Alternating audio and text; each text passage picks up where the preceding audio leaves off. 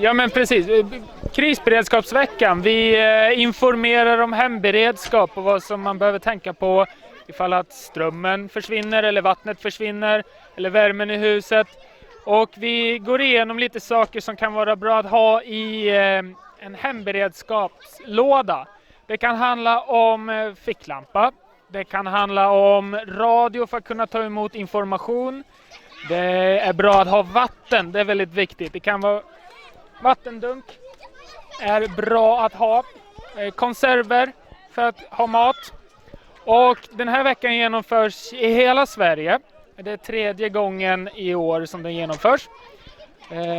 På lokal nivå, det vill säga i kommunen, så är det kommunen som arrangerar och får i ordning det här krisberedskapsveckan. Och Borlänge kommun tillsammans med frivilliga resursgruppen, tillsammans med Borlänge Energi. Vi har också bilkåren med oss, polisen och frivilliga radioorganisationen idag i Tjärna ängar. För att prata om just hemberedskap och på vilket sätt man kan förbereda sig för en kris. barnaamijka maanta u joogna waxay tahay soo inoo sheegay Jesper lacala haddii ay dhacdo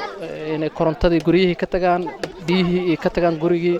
oo yani kuleelna uusan jirin qabow ay tahay qofka maxaa looga baahan yahay inuu isku diyaariyo marka maanta waxay tahay baraarujin oo dadka la baraarujinayo Borlänge Kommuna arrintan barnaamijka wado waxa hay'ado kale oo ka socda Borlänge Energi aniga aan matalayo iyo tuna biigana joogto hay'ado kale oo ay kana ku shaqeeyo si mutawaadicnimo ayaa meesha joogan saas darteed marka waxaa la soo bandhigay qalab oo qofkii uu guriga muhiim u tahay inuu yaalo luqado kala duwan ku qoran yihiin kun luqadood Soomaali xataa luqado tira badan Soomaaliga xataa kana ku qoran yihiin inta kale waxa waaye hadda saalo kala jirgaan meeshan yaalo oo biyo ka buuxo asagoo isku xiran oo kale oo guriga qofkii dhigi kara hadduu rabo oo guriga lacal haddii biyihii guriga ay ka go'aan oo kale inuu biyihii guriga soo qaato oo kale oo biyaha ka soo doonto meel kale raadiyahan oo kale aad muhiim u yahay waa raadiyo qoraxda ku shaqeeyo oo qofkii qoraxda yani dabka siinayo tooshu qofkii u noqon kara oo kale meeshan tooshu u yahay oo ku isticmaali karo inta kale waxa la geli karaa bateriya la geli karaa meeshan haddii xataa inta dhan ay jirin oo qofkii baterina uu saysan qoraxna ay jirin oo winter ay tahay kale wuxuu sameyn karaa sidaan qaabkan u jaajaray karaa qofkii inuu meelkan u wareejiyo saas ku jaajareysma wax muhiim oo qofkii inuu oo haysto si wadaacad uu la socdo wixii dhacaba uu ogaado meeshii wax ka jiraan waxa dhici kara in fatahaad dhacdo in dhacdo kale dabeele inay kacaan oo qoraxdii iyo maxal dhaa korontadii iyo kuleelkii wax dhan uu isbuuc maqnaadaan qofkiina mas'uuliyadiisa tahay inuu asaga uu isdabari karo ilaa bil iyo ama ilaa isbuuc inuu kligiis uu isdabari karo faynuusti Soomaaliya taqaan dadka dhanka badan waa yaqaanaan faynuustan kala qof guriga u dhigi kara soo u shito faynuusta kala kalena waxa burjukooyin oo lagu shidi karo maadaama space uu shaqeynaynin koronto is jirin in qofku u yaalo guriga kale bahashan oo ku shidi kara gas oo ku jiri karo qalab aad u fara badan u yaalo oo meeshan tira badan buuxo waxa yaalo alaabtaan oo kale qofkii uu hadhooti gargaarka degdeg hadii lacal oo qofkii dhaawac gaar ama wax kale meel iska jaxo kale alaabtu ku haysan lahaa baasto kala taalo waqti dheer oo li karto oo dab badan u baahnayn kariskeeda cuntooyinkii gaas saacadiisana yaalo meeshan qofkii marka alaabtaan dhan maanta waxa loo soo dhigay meesha waxay tahay dadka in lagu baraarujiyo oo la tuso yani waxay u baahan yihiin falkan solar ku shaqeeya waa nal banaanka u suro karo qofkii oo u baahan yahay inuu guriga iskaga yaalo lacal haddii hadda dhacdo waxaan dhan qofka u baahan yahay wuxuu ka helaa meeshaan ku qoran yihiin qofka uu ka heli karaa oo wixii dhan ku qoran yihiin ayadoo af Soomaaliya ku soo qoreen ayadoo luqado kala duwan ku soo qoreen buugaagna guryaha dadka dhan lagu soo diray oo ku dhac oo qorayin ay kana sidoo kale alaabtii dhan oo qofka u baahan yahay cuntada waxa u baahan tahay iyo wax dhan marka maanta baraarujin guud waa dadka dhan la baraarujinaya xaafadda si ay maxaa la yiraahdaa isku diyaariyaan ama guriga ugu yaalo wixii asaasiga nolosha u ahaa qofkii uu isku badbaadin lahaa oo ku badbaadin lahaa hadii uu korontadii iyo kuleelkii iyo wixii dhan dhacaan marka waa hay'ado badan meesha joogan tuna beegan hadda ku wareejina oo ay kana ka hadli doonto dhankooda Tjena! Jag tackar. Information om dagen idag. Ja, det är ju Myndigheten för skydd och beredskap, MSB, som har en nationell krisberedskapsvecka. Och tillsammans med Borlänge kommun, och flera olika samhällsnyttiga aktörer så försöker vi öka kunskapen, beredskapen, hemberedskapen. Vad är det viktigt att ha hemma ifall det är så att de samhällsviktiga funktionerna helt plötsligt slutar fungera? Om det inte finns vatten i kranen, ifall det inte finns elektricitet i eluttagen, ifall det inte finns mat i hyllorna i matbutiken. Vad är det som är viktigt att tänka på? Hur kan man förbereda sig? Det här handlar ju inte om att vi förbereder oss för någon speciell kris. Det finns inget hot mot Sverige som är extra högt just nu. Det finns ingen sån situation som gör som föranleder att vi står här idag. Det här är en återkommande aktivitet som den svenska myndigheten gör varje år. Men att vi tar oss tillfälle att prata om de här sakerna med olika människor ute i samhället tror vi är en bra idé. Det är väldigt viktigt. Individen har ju ett ansvar att ta hand om sig själv under ganska många dagar faktiskt. Beroende på vad som händer, beroende på när det sker. Jag föreslår att man tar och läser på, går in på Borlänge kommuns hemsida och läser på i de informationsbroschyrer som finns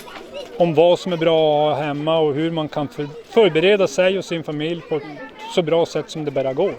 Bra, tack. Ja, det här är en sån där viktig dag faktiskt här i Borlänge och hela Sverige, för det handlar om krisberedskap. Det handlar om vad man ska göra om vattnet försvinner, om elen försvinner. Och där är ju många organisationer och myndigheter inblandade, bland annat vi från polisen. Samtidigt som vi pratar om det här så passar vi på att berätta om vårt yrke och se om vi kan få några sökande till polisen. Så vi förenar lite nytta med nöje. Så att en väldigt intressant dag. Vi har haft väldigt många besökare vid vårt bord. marka maanta waxa waa maalin muhiim oo dadka xaafadda degan xaafadda Shanangar lagu baraarujinayo inay iskugu inay qofkii lacala ilaahay dhibaatana uma keenay hadii dhacdo kale oo inay qofkii gurigiisa u baahan yahay wuxuu u baahan yahay guriga inuu u yaalo kale sidii hadda aan ka maqlaynaba dadkii hore oo kale waa qofka asaga mas'uuliyadiisa tahay inuu isbuuc ugu yaraan gurigiisa u yaalo wuxuu ku noolaa karo marka waraaqadahan oo kale hadda dadka inta badan guryaha lagu soo tuuray waraaqadahan oo kale hadda MSP wuxuu ku yaal luqado kala duwan oo kale ku qoran yihiin luqado kala duwan oo Soomaaliga xataa ku jiro laga heli kara qofkii oo akhrisan kara warbiximo muhiim ah ku qoran aad muhiim ah qofka u baahan yahay inuu akhriyo kale oo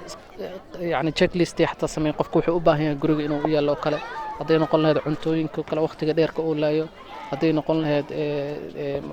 qalab solar ku shaqeeya ama wax kale ku shaqeeyo biyaha waxyaalaha lagu shuban lahaa iyo kaniina xataa biyihii qofkii nadiifinaya qofka biyaha hadii go'aan oo kale biyaha ay noqoto kale biyo kale ama biyaha ay wasaqoobaan kale kaniin lagu darsan karo nadiifinayo marka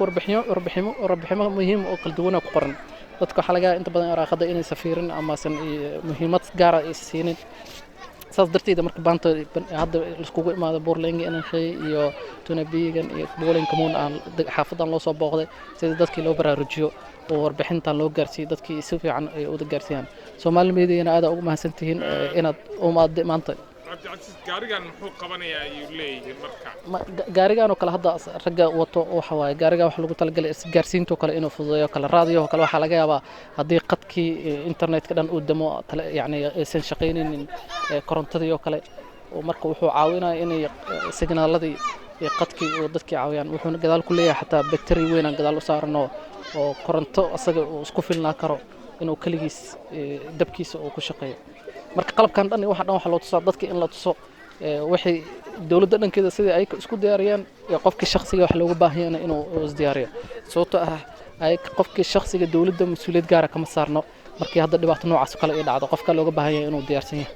gabadha bulshada Soomaaliyeed ay ku dhageysanayso xaafad baaqaysa wala waxa ugu baaqi lahaa qalabkan waxa waaye wax meel kasta laga dalban karaa waxa uu sayida badan golaha jiro dukaamanka laga heli karaa in maxaa la yiraahdaa la soo gato Soomaali ahaan anaga dad qaxad ku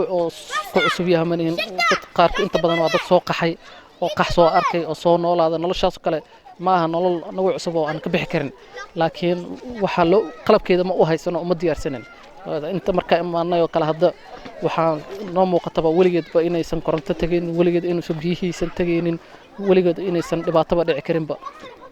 musiibada si kasta u dhici kartaa waxaa dhici kara fatahaada dhici karto waxaa dhici karta inay dabayshii kacdo kale korontadii dhan iyo danto marka qofkiina waxaa loo baahan yahay inuu asagii uu mas-uuliyad gaar intuu iska saaro qaabkan waxaan soo gato gurigiisana iska dhigto ilaaha og sidii wax u dhacayaan ilaaha naguma keeno